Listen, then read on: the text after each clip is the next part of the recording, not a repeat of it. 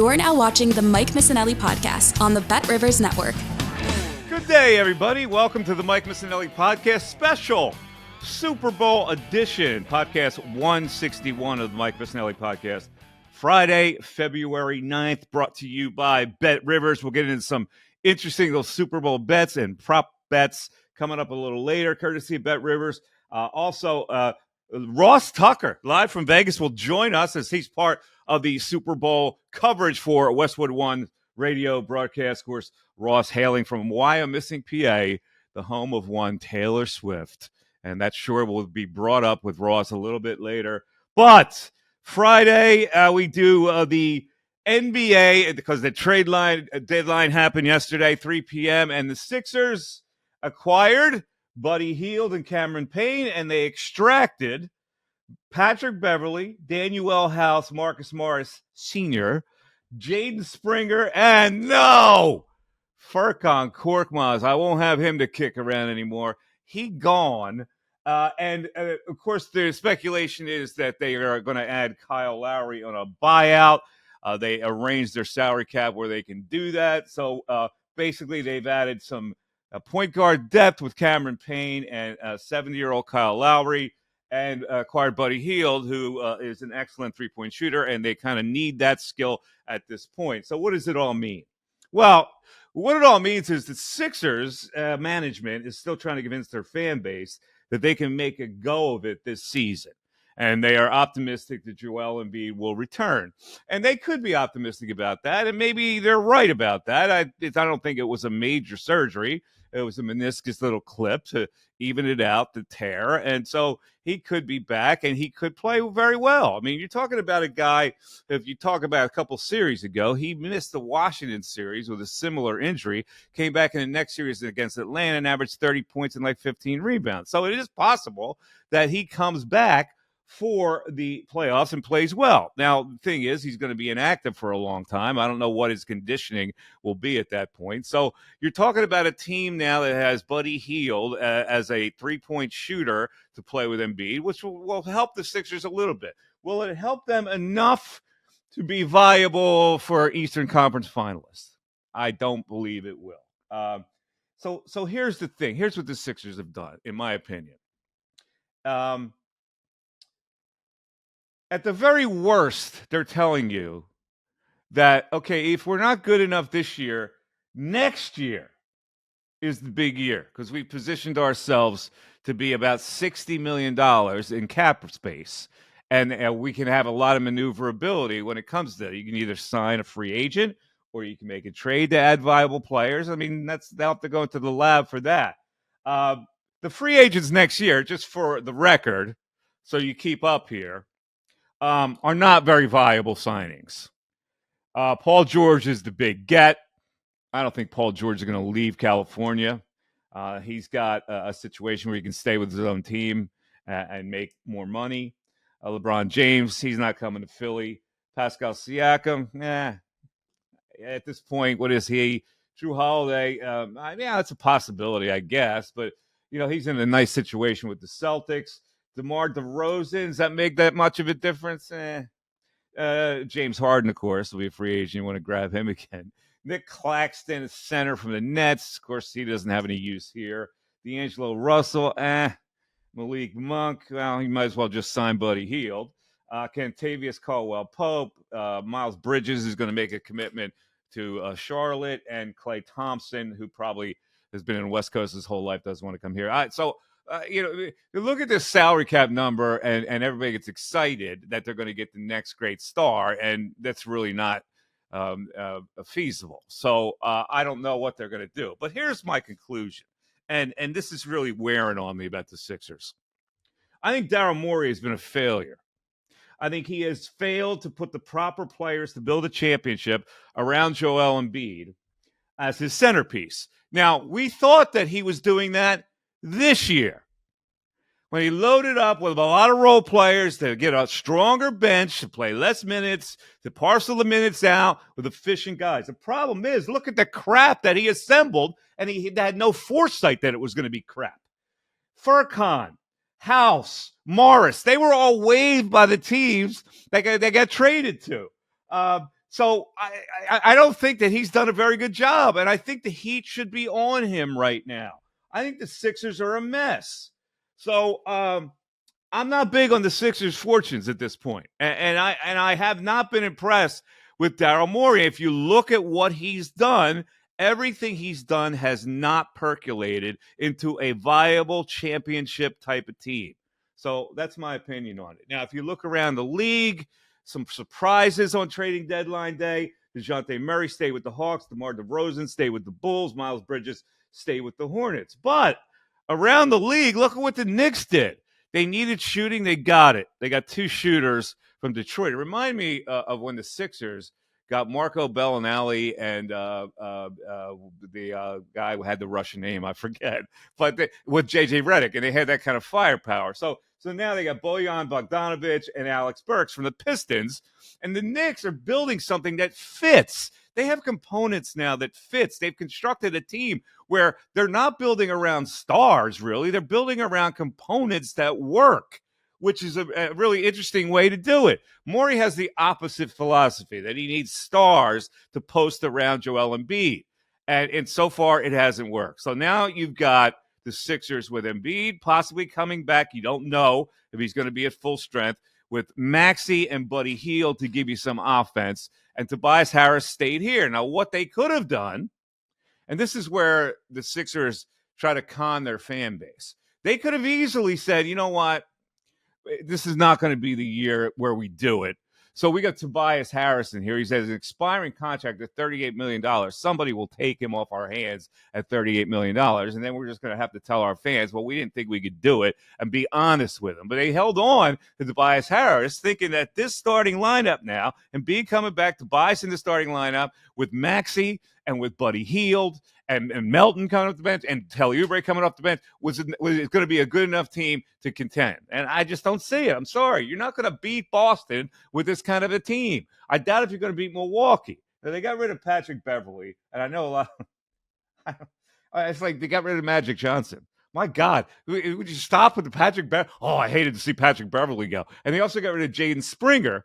They thought so much of Jaden Springer. This is the guys that they took in the first round as a project as a 19-year-old. And they kept saying, oh, Jaden Springer's coming along. He's a good defensive player. Finally, they realized he can't play. Okay, he can defend for like 15 minutes a game. That's real well and good. You expected him to be more. They traded him to a conference rival for a bad second-round pick. That's what they did with Jaden Springer. So I'm reading the social media. I hate to see they gave up on Jaden Springer. Oh, I hate to see that they moved Patrick Beverley. Come on, folks. Come on. We have a tendency to overvalue these players because they wear a Sixer uniform. They didn't get rid of anybody when they got rid of Patrick Beverley. He'd been passed around the league. Jaden Springer, they thought so much of him, they traded him to Boston Celtics. For crying out loud. All right. So there you go. Kyle Lowry's probably coming to the Sixers. You got Kyle Lowry, Cameron Payne, Buddy Hield. You extracted Beverley, House, Morris, Springer, Korkmaz. Furkan, House, Morris have been waived by their old teams. Okay. Let's move on now to the Super Bowl. This is the big game. It's finally here. We had to wait a long time for it. I don't care who wins the game. I am picking the Chiefs to win it for one reason. Spagnuolo is a really savvy defensive coordinator. Andy Reid's really good when he has time to prepare against the team. The 49ers have been erratic. Kansas City has Mahomes. Enough said. And I think what the Chiefs are going to do, if you examine the game, the Chiefs, I think, and Andy Reid knows this, I think they're going to come right at the Niners by running the football. Isaiah Pacheco, I think, is going to be a big deal. The 49ers can't stop the run. And they especially want to run at Chase Young, who's been terrible against the run this year for the 49ers. Spagnuolo's defensive plan will probably be to make Purdy beat him. Let's face it.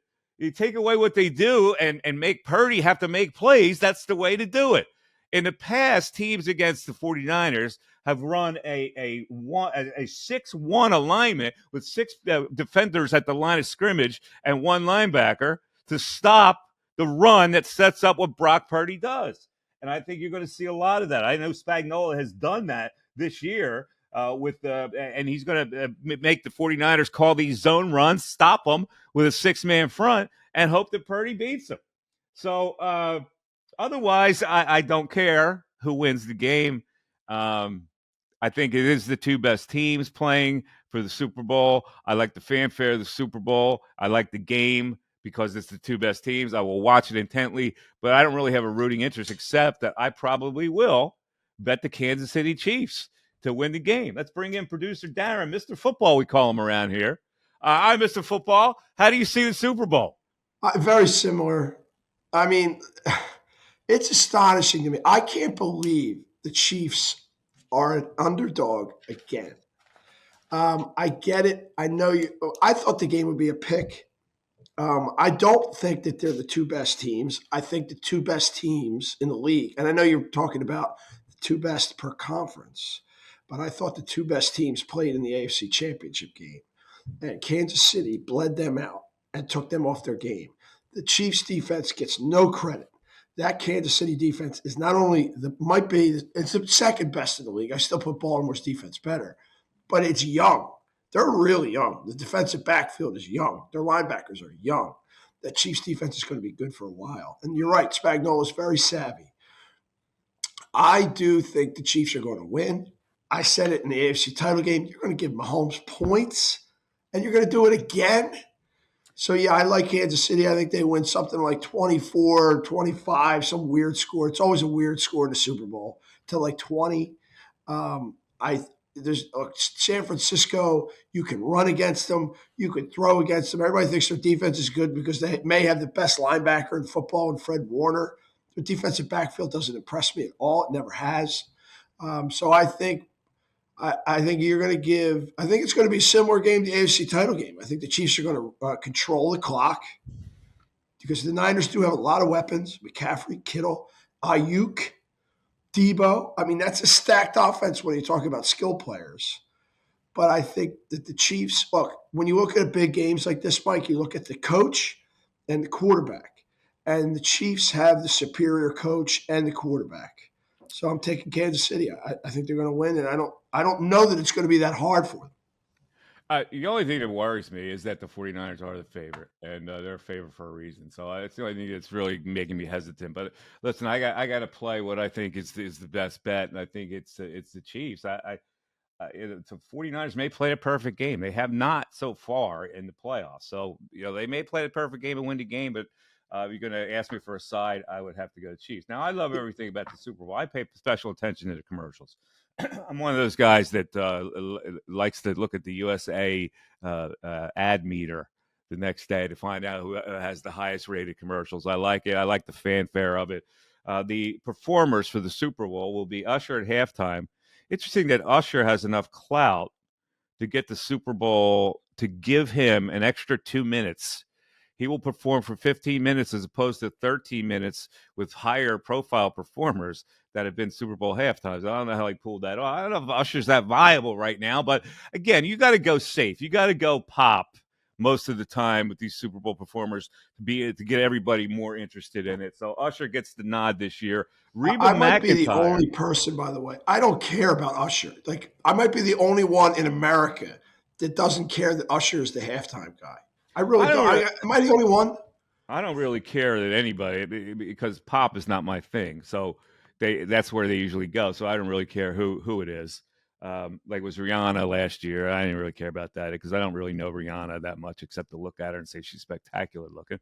But the Star Spangled Banner will be performed by Reba McEntire. And then Post Malone gets in there with America the Beautiful. How about Post getting the America the Beautiful? I got to tell you, like, if my guilty pleasure is Post Malone. He's totally not my bag. As you know, I think he's great. I love his music. I really do. All righty, our special guest today on the Mike Missanelli podcast, Super Bowl edition, is the man who is in Vegas setting the scene for all of us. He'll be part of Westwood One's pregame show for the Super Bowl on Sunday. He, of course, is the great Ross Tucker, analyst for the NFL and college football on CBS and Westwood One, and a proud resident of Wyomissing, PA. And we'll talk about that a little later. How you doing, Ross? Mike, I'm doing great, man. How about yourself? Thanks for having me. Listen, first of all, set the scene in Vegas and You were on the scene in Vegas, and the guy listened to Joe Buck say that he wouldn't want to do that ever because it would be a mess and the whole bit. Was it a mess? What was it like out there with a Vegas Super Bowl week? I thought it was great for the most part.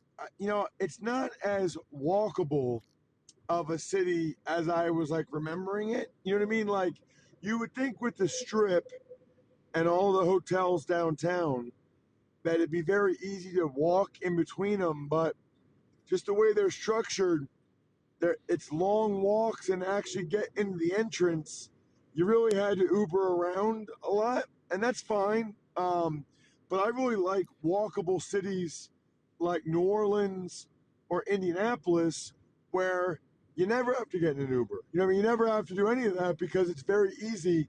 Every hotel, the convention center, and every restaurant is within walking distance. Could you tell that Vegas is so crazy in general? Could you tell there was actually a Super Bowl in Vegas as opposed to just being regular Vegas? As the week went on, absolutely, yeah. I mean, because even like Thursday night, I'm in an Uber, and the Uber driver's saying, "Man, I'm not. It's not usually this much traffic." He's like, "Something must be going on," and I said, "Yeah, man, the Super Bowl's going on." And he said, "I thought that was Sunday." I said, "Yeah, but people come in earlier for the game." I said, "And I'm telling you right now, brother, it's just going to get worse tomorrow and Saturday and Sunday, as it went." So, yeah, like every Super Bowl, you could just start to feel more and more and more people coming in every day. The press day is usually a highlight. I didn't really get that much buzz out of the press gathering with everybody interviewing. The goofy questions that these players get. Did you notice anything unusual? No, I mean, first of all, I was there and I thought it was great that they had it at Allegiant Stadium, because what's happened is having it at basketball arenas, it's kind of gets too stuffed. There's too many people there. So Allegiant Stadium, where the game will be played, there was plenty of room and it was spacious. So that was a cool part of it for sure. I'll just say in general, it doesn't feel like, for whatever reason, there's as much buzz this year. I'm wondering if that's because last year, the Eagles were in it. So that makes it a little bit different, obviously, when sort of the hometown team is in it. But I don't know. I think people have some Mahomes fatigue, and even the Niners aren't really like a likable team. Like most people I talk to, they don't want either one of them to win. It's like trying to figure out how they can both lose. Well, and you've been on the record about complaining about the 49ers whining at their like what's your perspective on that as an ex-NFL player? It just annoys me because I'm a big believer in general in life, in personal responsibility, personal accountability. And it starts, I guess, with the owner. I mean, they asked the owner last week what he remembered about the Super Bowl 4 years ago between the Chiefs and the Niners. And he said, "I remember Nick Bosa getting held on 3rd and 15. And I just really don't like that mindset. And it's the same thing that they all did after Purdy and Josh Johnson got hurt in the NFC Championship game last year. And it's just annoying. It's like, it's not like Purdy was like a fluke injury. It's not like it was a non-contact injury. He had a tight end blocking Reddick and he crushed his elbow. Like I just don't get it. And then obviously now they're complaining about the practice field. Bosa's complaining that the Chiefs offensive tackle's old. They have some likable guys. I like Kittle. I like Purdy. I like McCaffrey. I'm good friends with Juszczyk, the fullback. But they make it really hard to root for them or to even be happy for them if they win.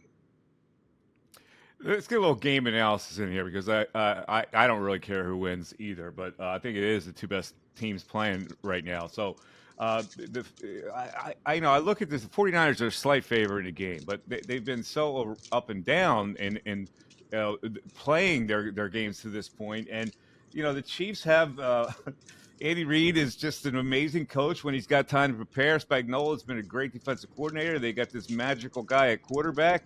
How do you see this game played out?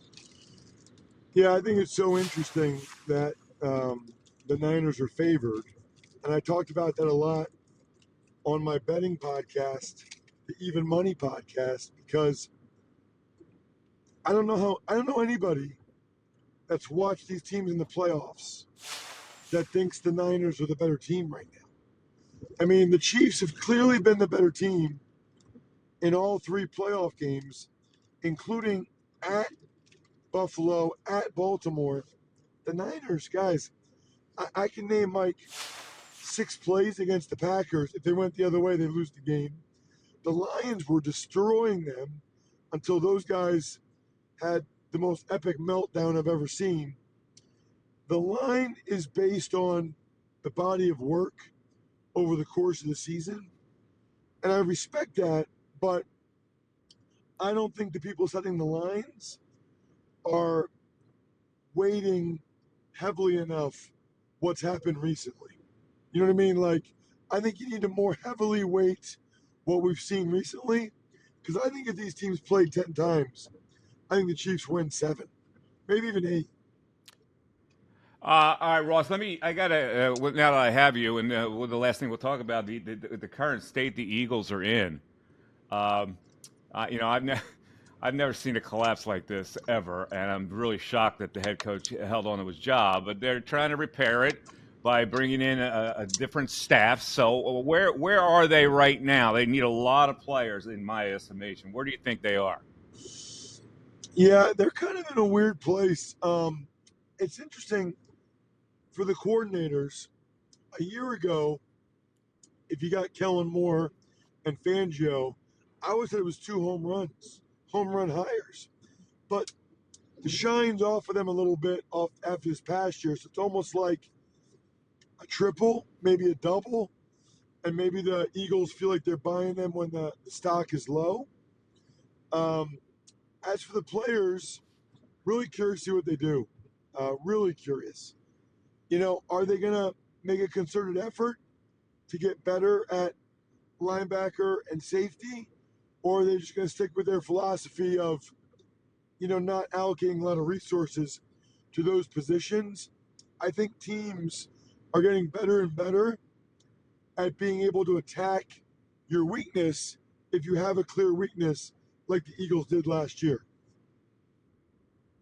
Of course, you can hear Ross on the Eagles' preseason games this coming year, and so Ross, when you have a special insight into this subject, the next subject, because there really is a lot of buzz and speculation about what Taylor Swift is going to do with her concert in Japan, getting to the Super Bowl, and you being a Wyomissing native, when she is a Wyomissing native, and the family. Do you have any special insight on her itinerary? Oh no, she's gonna be there. Yeah, she'll be there. She's going to be there. Oh yeah, she's Okay, gonna be there. Yeah, you're not going to give me details, even though I think you know the details. What details are there? She got a concert. After the concert, she'll get in a car. She'll go to the airport. Yeah, And she'll fly. She's going right from the stage to the Super Bowl. She's going from the stage in Japan to the Super Bowl. You're holding out on me. You know some stuff that you're not revealing because you're protecting the gossip.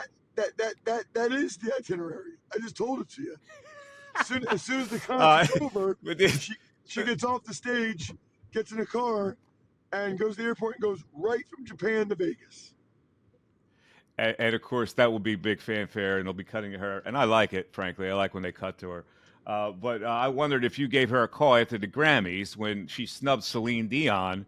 Hey, Tay, that way, that's not the Wyomissing way. So I don't pay attention to stuff that much, and I don't know her very well. I'm friendly with her dad, but I don't know her very well, And no, I definitely don't have her cell phone number. And even if I did, I definitely wouldn't call her about anything ever. Well, I'd call her, that's for sure. Listen, man, you got a really interesting situation here. MyFrontPageStory.com. This is a great idea. We talked about this before. Tell the people what MyFrontPageStory.com is, especially with Valentine's Day coming up. Yeah, so my buddy who's a PA guy started the company, and let's be honest, we're all pathetic when it comes to Valentine's Day. I mean, I asked my wife, Mike, if we could use one of the gift cards I gave her for Christmas, if we could use that for Valentine's Day to go out to dinner. Pretty sad. Don't be like me. Go to myfrontpagestory.com. You talk to one of their writers, tell them how great your wife or whoever is. They write the most unbelievable story. Looks like it's on the cover of the newspaper. And honestly, just being able to give it to her and say, hon, I want to do something special, so I had a story written about you. That sounds amazing. That sounds like I personally called up Mike Missanelli from the Inquirer Daily News, whatever days, and said, Mike, can you write this story about my wife? I mean, think about that. That's what it sounds like. That's why people get excited. I got a guy that writes books like Mike Missanelli writing a story about my wife, myfrontpagestory.com. But you could also say, fib a little and say, I actually wrote it, right? Can you pull that off? You know what? You could do that. Yeah. Hey, listen, Mike, as long as you pay, I don't care what you say. All right, Ross, give me your score prediction as we let you out of here. 24-20 Chiefs. And can you tell, Mike, that I've been at the Super Bowl all week, burning the candle at both ends with my voice. I know you've been to all the parties. I get it. I hear you. Listen, brother, thanks for coming on. We appreciate a lot of your time. We'll look forward to hearing the pregame show on Westwood One. Thank you, buddy. Yeah, my pleasure. Thanks for having me. All right, now it is time for some Super Bowl bets, and thanks to Ross Tucker. I'm working with two sore throats today with Ross Tucker and producer Darren. I've stayed away from the cold. Those guys obviously their voice was affected a little bit. But thanks so much to Ross Tucker for giving us some insights. Let's talk now a little bit about the proposition bets and the bets that we can lay here for the Super Bowl. We have selected a bunch of prop bets here today. So let's look at a few of them here. First of all, it's a 1.5 point line if you're going to bet it straight up, and the over under. Let's see, is wait a minute.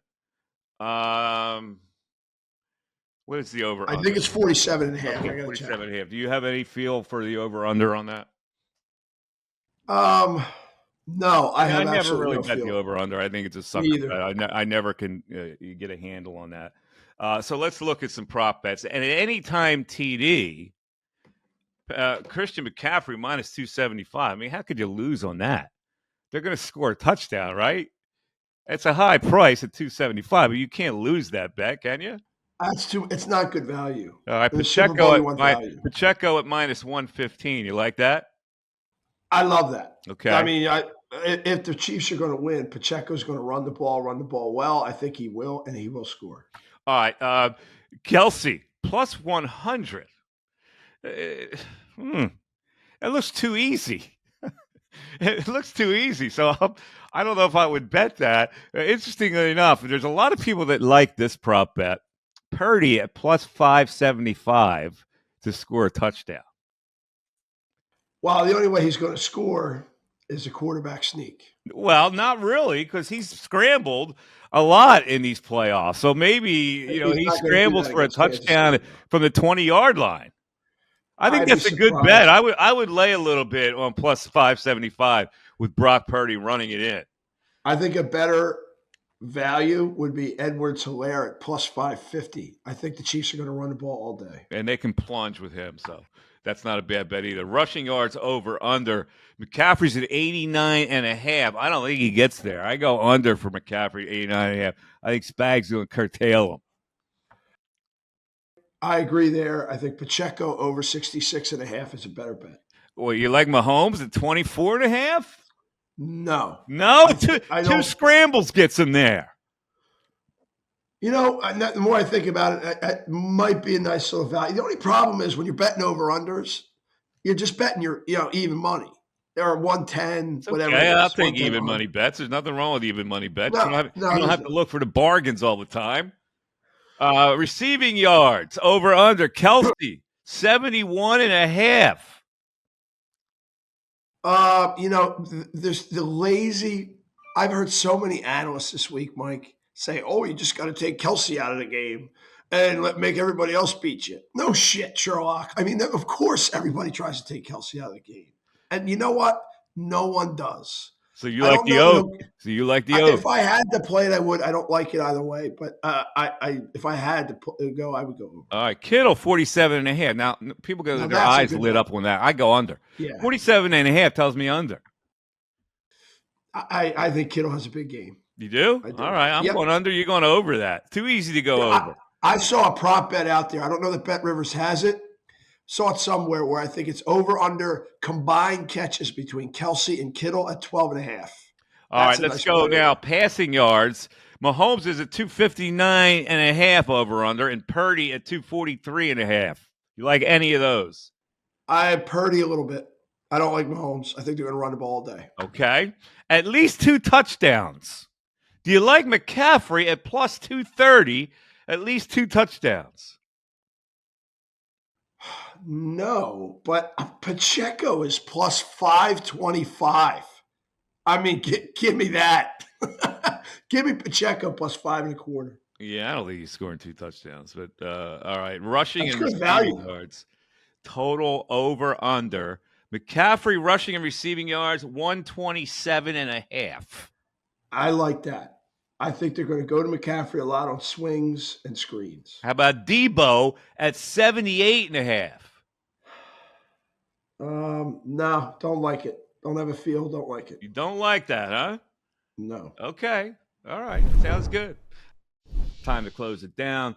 Everybody have a fun weekend watching the Super Bowl. As football season finally comes to a wrap, we'll see what happens with these new exciting Sixers with Buddy Hield and Cameron Payne and probably Kyle Lowry. You can email me, Mike at MikeMiss.com. You can check me out on Twitter, MikeMiss25. You can get a Cameo shout-out by going to Cameo.com. I'll give you a personal shout-out. Just pop my name in there, and it'll show you how to get in touch, and they'll send me the notice of it, and I'll give you a personal shout-out, record it, and send it out.